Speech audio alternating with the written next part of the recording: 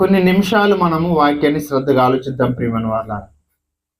మరి నేటికి సిద్ధపరిచిన పాఠం ఏంటంటే, మనిషికి పోవాల్సింది పాపమా రోగం అనే పాఠాన్ని కొన్ని నిమిషాలు మనం ఆలోచిద్దాం ప్రియమైన వాళ్ళారా. ఈ భూమి మీద బ్రతుకుతున్న ప్రతి మనిషి కూడా ఎంతో శ్రమ పడుతుంటాడు, ఎంతో ఆరాట పడుతుంటాడు ప్రియమైన వాళ్ళారా. ప్రతి మనిషి కూడా ప్రతి ఒక్కరు కష్టపడుతుంటారు. చూడండి, ఎంతో శ్రమ పడుతుంటారు. దేనికోసం అంటే వాళ్ళ ఆస్తులు పెంచుకోవాలని, లేకపోతే రకరకాలుగా వాళ్ళు ఎంతో త్రాపత్ర పడుతుంటారు ఈ భూమి మీద బ్రతుకున్న ప్రతి ఒక్కరు కూడా.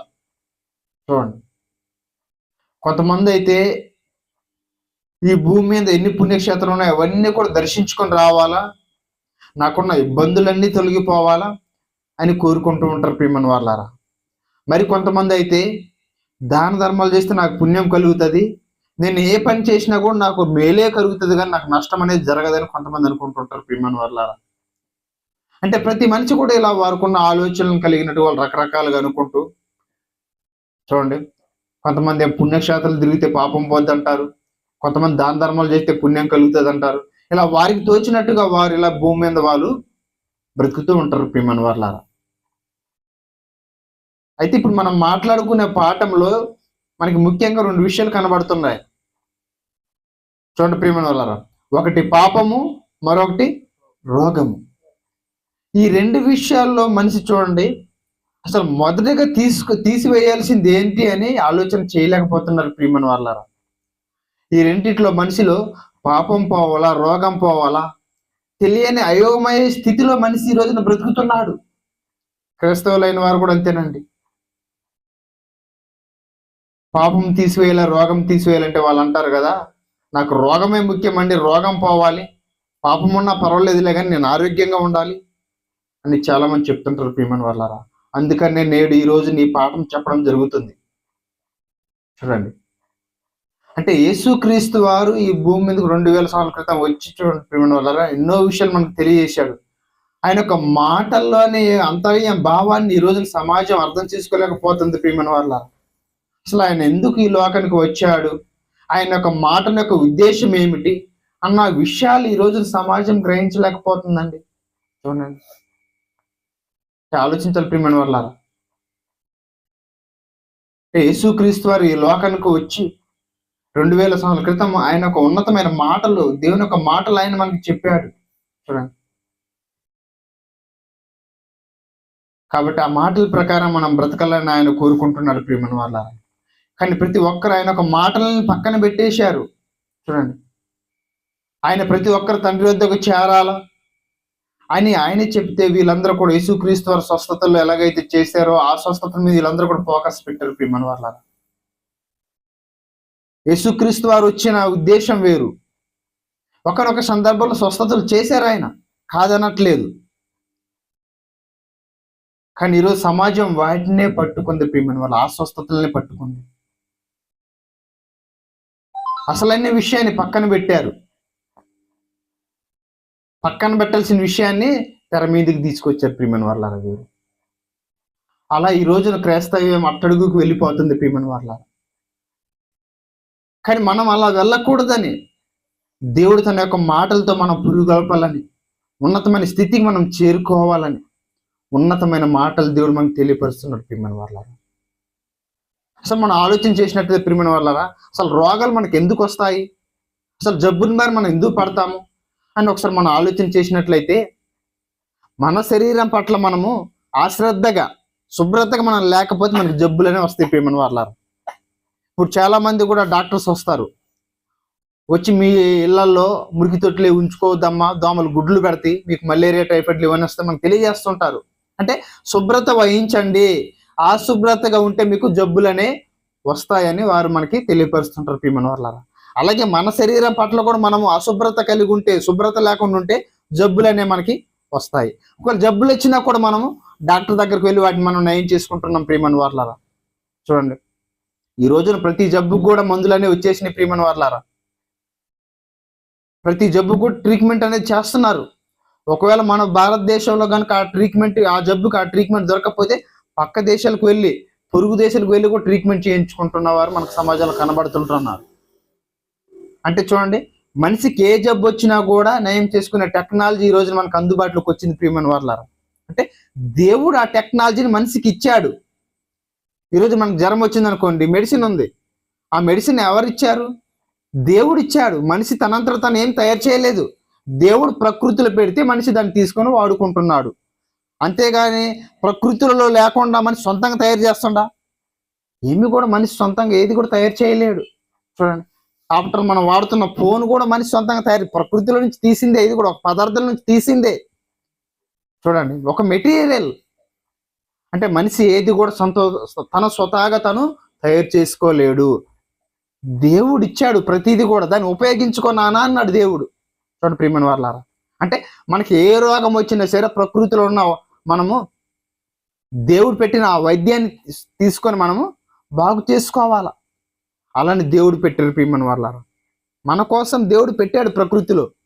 చూడండి, మనకి ఏ జబ్బు కలిగినా సరే, ఏ జబ్బు వచ్చినా సరే మనము దాన్ని మనం వినియోగించి మనము బాగు చేసుకోవాలి ప్రియమైన వాళ్ళారా.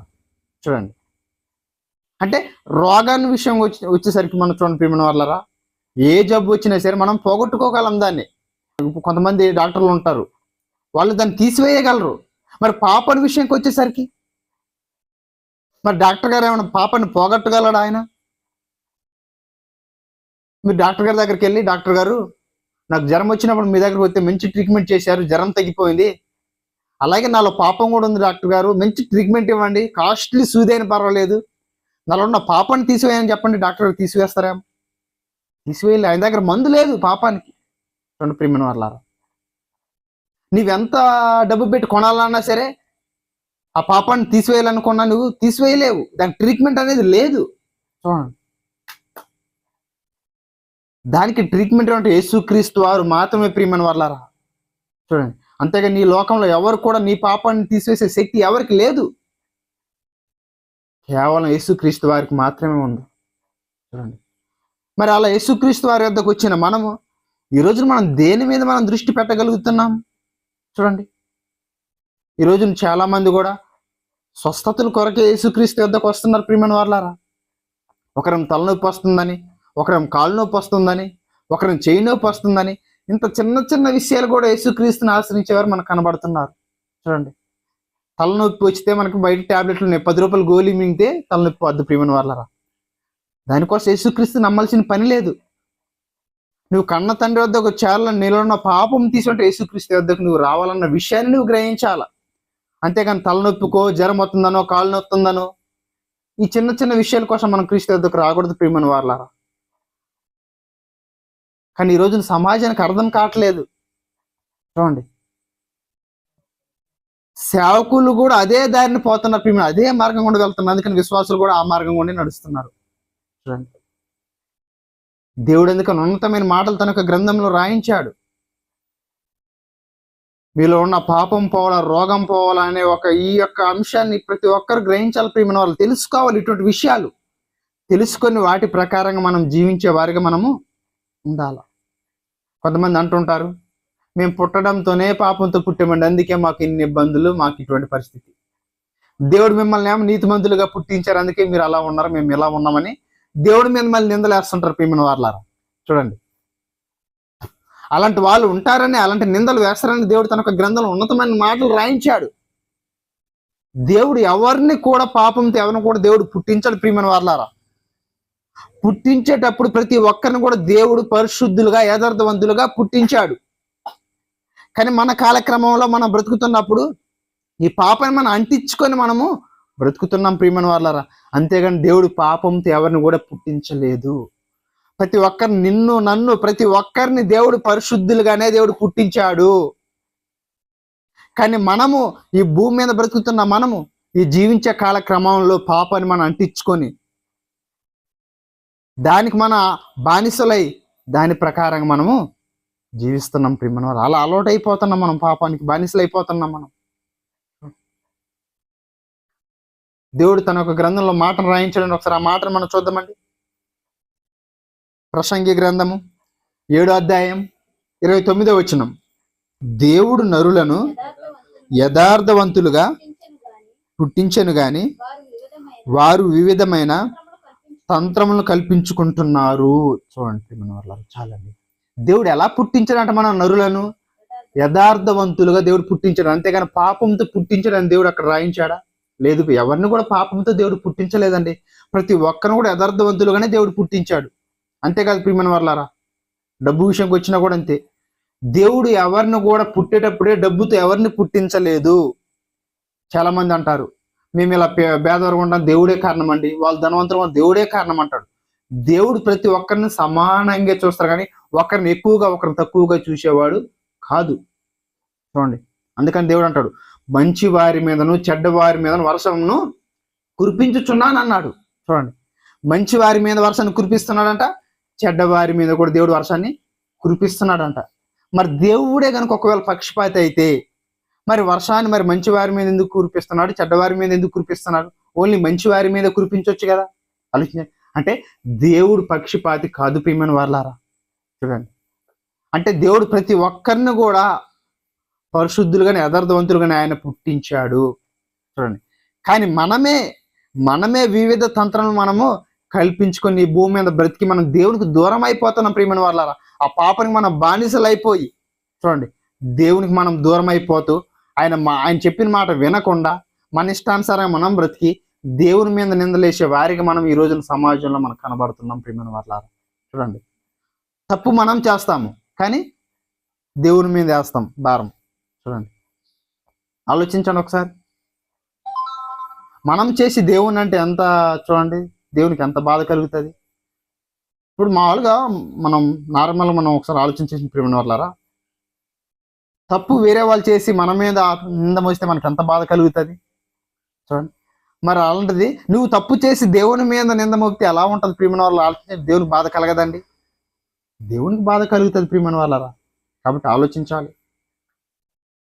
ఈ భూమి మీద బ్రతుకుతున్న మనం దేవుడు యథార్థవంతులుగా మనం పుట్టించాడు, పరిశుద్ధులుగా మనం బ్రతకాలని ఆయన కోరుకున్నాడు. కానీ ఆయన కోరుకున్నట్టుగా మనం బ్రతకట్లేదు. ఈ పాపాన్ని మనం అంటించుకున్నాము. చూడండి, ఈ పాపాన్ని మనం అంటించుకొని ఆ పాపంతోనే మనం బ్రతికి పాపంతోనే మనం మరణిస్తున్నాం ప్రియమైన వాళ్ళారా. కానీ దేవుడు ఎలాగైతే యథార్థవంతులుగా పరిశుద్ధులుగా మనం పుట్టించాడో మీరు అలా బ్రతికి యథార్థవంతులుగా పరిశుద్ధులుగా మీరు మరణించాలని ఆయన కోరుకుంటున్నాడు. కానీ మనం ఈ పాపాన్ని అంటించుకొని పాపంతోనే మనం మరణిస్తున్నాం ప్రియమైన వాళ్ళారా. చూడండి, కాబట్టి మనము అలా ఉండకుండా యథార్థవంతులుగా దేవుడు ఎలాగైతే మనం పుట్టించాడో ఆ యథార్థవంతులుగా మనం బ్రతికే వారిగా మనము ఉండాలి ప్రియమైన వాళ్ళారా. చూడండి, ఇంకొక విషయాన్ని ఆలోచిద్దాం ప్రియమైన వాళ్ళారా. పాపల గురించి కొన్ని నిమిషాలు మనం పక్కన పెడితే, రోగాలు, ఈ స్వస్థత గురించి ప్రియమైన వాళ్ళారా యేసుక్రీస్తు వారు కూడా ఎన్నో విషయాలు మనకి చెప్పాడు. తన ఒక గ్రంథంలో ఉన్నతమైన మాటలు రాయించాడు. యేసుక్రీస్తు వారు ఒకనొక సమయంలో ఒక వ్యక్తిని స్వస్థపరిచినప్పుడు యేసుక్రీస్తు వారు చెప్తారనమాట ఆయనకి, నువ్వు ఎవరికి చెప్పొద్దు సుమి అంటాడు స్వస్థపరిచి కూడా. యేసుక్రీస్తు వారు ఆ మాటను ఎందుకు చెప్పాడంటే, స్వస్థతలు ముఖ్యం కాదు, నీలో ఉన్న పాపం పోవాలి, నువ్వు ఆయన ఉన్న లోకానికి చేరాలన్న ఉద్దేశంతో ఆయన ఆ మాట చెప్పారు. నువ్వు స్వస్థ పొందిన విషయం ఎవరికి చెప్పొద్దు సుమి అంటాడు ప్రియమైన వాళ్ళారా. అది నేను చెప్తున్న మాట కాదు, దేవుడు తన గ్రంథంలో రాయించాడు. ఒకసారి ఆ మాటను చూద్దామండి. మార్కు సువార్త 1వ అధ్యాయం 40వ వచనం. మార్కు సువార్త 1వ అధ్యాయం 40వ వచనం. ఒక కుష్ఠరోగి ఆయన ఎద్దుకు వచ్చి ఆయన ఎదుట మోకాళ్ళుని, నీకిష్టమైతే నన్ను శుద్ధినిగా చేయగలవని ఆయనతో చెప్పి ఆయనను వేడుకొనగా ఆయన కనికరపడి చెయ్యి చాపి వానిని ముట్టి, నాకిష్టమే, నువ్వు శుద్ధుడు కమ్మని వానితో చెప్పాను. ఇక్కడ మనం చూసినట్లయితే యేసుక్రీస్తు వారు కుష్ఠరోగిని స్వస్థపరిచినట్టు మనకు కనబడుతుంది. స్వస్థపరిచిన తర్వాత యేసుక్రీస్తు వారు నువ్వు వెళ్ళి అనేక మందికి చెప్పు స్వస్థత పొందిన అన్నాడా? ఎవరికి చెప్పొద్దు అన్నాడా? ఎవరికి చెప్పొద్దు అన్నాడు. మనకి చూడండి ప్రియమైన వాళ్ళారా, ఏది చేయొద్దంటే అదే చేస్తాం మనం. దేవుడు పాపం చేయదని మనం పాపమే చేస్తుంటాం. ఇక్కడ కూడా యేసుక్రీస్తు ఆ వ్యక్తితో నువ్వెవరికి చెప్పొద్దన్నాడు, కానీ ఆయన ఏం చేశాడు? అందరికి చెప్పాడు. చూడండి, దేవుడు ఏదైతే చేయొద్దు, ఏదైతే మీకు అపవిత్రం అంటాడు దాన్నే మనం కోరుకుంటుంటాం ప్రియమైన వాళ్ళారా. అలాగే యేసుక్రీస్తు వారు కూడా ఇక్కడ నువ్వెవరికి చెప్పొద్దు, అది అంత ఇంపార్టెంట్ కాదు ఆ విషయము అని యేసుక్రీస్తు వారు చెప్తే ఆయన వెళ్ళి 10 మందికి చెప్పాడు. ఈరోజు కూడా క్రైస్తవులైన వారు కూడా చర్చికి వస్తున్న వాళ్ళు ఒకవేళ దేవుడు ఒకవేళ మీ మీద కనికరించి సపోజ్ ఏదైనా ఒకవేళ మీకు స్వస్థత కలిగింది అనుకోండి, 10 మందికి చెప్తారు మీరు నాకు ఆ స్వస్థత కలిగింది, ఇది పోయింది, కడుపు నొప్పి పోయింది, ఇది పోయింది, అది పోయిందని. మరి వాక్యం ఎందుకు చెప్పట్లే మీరు? వాక్యం చెప్పరు కానీ స్వస్థతలు అయితే చెప్తారు. వాక్యం చెప్తే పరలోకం చేరుతారా, స్వస్థతల గురించి చెప్తే పరలోకం చేరుతారా? మరి యేసుక్రీస్తు వారు మరెందుకు మీరు సర్వలోకానికి వెళ్ళి సర్వ సృష్టికి సువార్తను చెప్పమన్నాడు? మరి సర్వలోకానికి వెళ్ళి మీరు స్వస్థతలు చేయండి అని చెప్పొచ్చు కదా మరి యేసుక్రీస్తు వారు. మరి యేసుక్రీస్తు వారు అలా ఎందుకు అనలేదు? సర్వలోకానికి వెళ్ళి మీరు సర్వ సృష్టికి సువార్తను చెప్పమన్నాడు. సువార్త చెప్తే పాపి మారతాడు, అంతేగాని స్వస్థతలు చేస్తే పాపి మారడు ప్రియమైన వాళ్ళ. అందుకని యేసుక్రీస్తు వారే అదంత ఇంపార్టెంట్ కాదు కాబట్టి నీ వారికి చెప్పొద్దు సుమి అన్నాడు ఆయనకి. చూడండి, ఈరోజు మనం కూడా స్వస్థతల మీద పెట్టినంత ఇంట్రెస్ట్ వాక్యం మీద మనం పెట్టాం ప్రియమైన వాళ్ళారా. ఇప్పుడు ఎవరన్నా బయట దేశం నుంచి కొంతమంది చాలా మంది పిలిపిస్తుంటారు సేవకుల్ని. ఆ సేవకుడికి ఇంకేం స్వస్థతల వారాలు ఏదో నన్ను తెలిస్తే అసలు పల్లెలు పట్టణాలు ఎంత ఇదిగా వెళ్ళిపోతాయంటే ఆయన దగ్గరికి అంత ఇదిగా వెళ్ళిపోతాయి. అదే ఒక దైవజనుడు వస్తున్నాడు మామూలుగా మన చుట్టుపక్కల దగ్గరలో ఉన్న వ్యక్తి వాక్యం బాగా చెప్తాడని అంటే ఎవరు వెళ్ళరు ప్రియమైన వాళ్ళారా.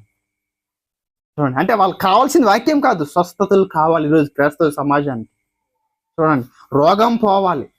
చూడండి, అంటే సాతాను కూడా ఎలా మభ్య పెడుతుందంటే రోగాల మీద ఎక్కువ మేము దృష్టి అంతా కూడా మళ్ళీ ఇచ్చేస్తుంది ప్రియమైన వాళ్ళారా. చూడండి, పాపాన్ని మీరు పట్టించుకోవట్లేదు, రోగాన్నే పట్టించుకుంటున్నారు. చూడండి, పాపం అనేది లోపల ఉంటుంది, అది మీకు కనబడదు. ఈ రోగం అనేది బయట ఉంటుంది కాబట్టి మీకు కనిపిస్తుంటుంది, అంతే దాని మీద మీరు ఎక్కువ దృష్టి పెడుతున్నారు. చూడండి ప్రియమైన వాళ్ళారా, కాబట్టి రోగంతో మనం మరణించినా పర్వాలేదు కానీ ప్రియమైన వాళ్ళారా, పాపంతో మనం మరణించకూడదు అన్నది దేవుని యొక్క ఉద్దేశం. మనం రోగంతో మరణించినా పర్వాలేదు, నీ కుష్ఠరోగం ఉన్నా పర్వాలేదు, ఏ రోగం ఉన్నా పర్వాలేదు, ఆ రోగంతో నువ్వు మరణించినా పర్వాలేదు, కానీ పాపంతో నువ్వు మరణిస్తే పరలోకంలో నీకు చోటు లేదు. చూడండి, దేవుడు కూడా అదే అన్నాడు ప్రియమైన వాళ్ళారా. నువ్వు రోగంతో మరణిస్తే నీకు చోటు లేదని చెప్పలేదు, పాపంతో మరణిస్తే నీకు పరలోకంలో ఏం లేదంట, చోటు అనేది లేదు ప్రియమైన వాళ్ళారా. మీకు ఒక చిన్న సందర్భం చెప్పి నేను ముగిస్తాను ప్రియమైన వాళ్ళారా, మీకు తెలిసిన సందర్భమే. లూకాసు వార్త 16:20 మనం చూసినట్లయితే అక్కడ ఆ సందర్భంలో ప్రియమైన వాళ్ళారా, ఒక లాజరు దరిద్రుడు మనకు కనబడుతుంటాడు, అలాగే ధనవంతుడు, మనకిద్దరు వ్యక్తులు అక్కడ కనబడుతున్నారు ప్రియమైన వాళ్ళారా. లాజరేం దరిద్రుడు రోగంతో కురుపులతో బాధపడుతూ మనకి అక్కడ కనబడతాడు. ధనవంతుడేమో సుఖ సంతోష భోగాలు ఆయన అనుభవిస్తూ ఆనందంగా బ్రతికినట్టుకు ఆయన యొక్క జీవితం గురించి మనకు అక్కడ కనబడుతుంది ప్రియమైన వాళ్ళారా.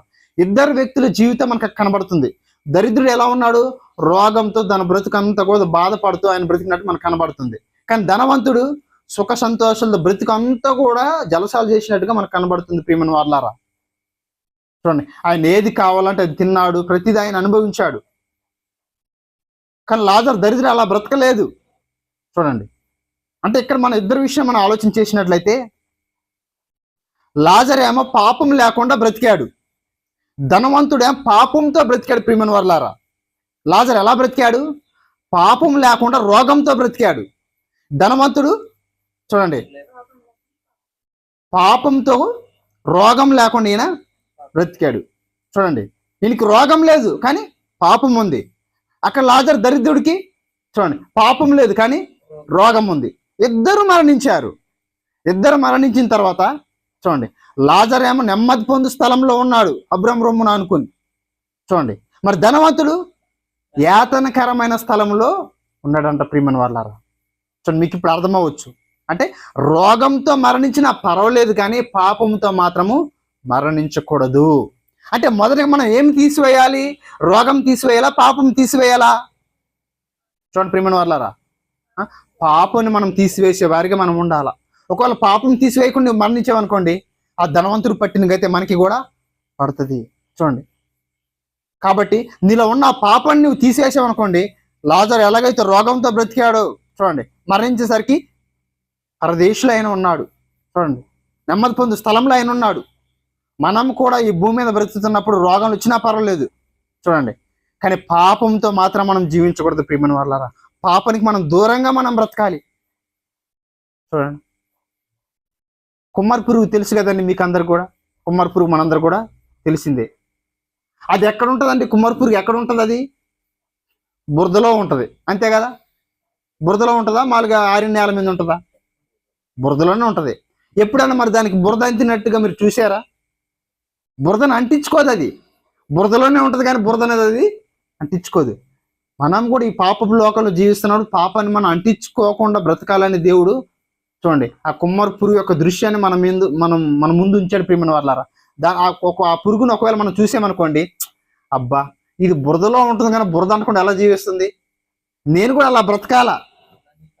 చూడండి, దాన్ని చూసినప్పుడు మనకు ఆలోచన రావాలి ప్రియమైన వాళ్ళారా, అలా నేను బ్రతకాల, పాపం అంటించుకోకుండా నేను బ్రతకాలన్న ఆలోచన మనకు కలగాలనే దేవుడు ఆ దృశ్యాన్ని మన ముందు ఉంచాడు ప్రియమైన వాళ్ళారా. చూడండి, కాబట్టి ఇన్ని మాటలు వింటున్నా మనము.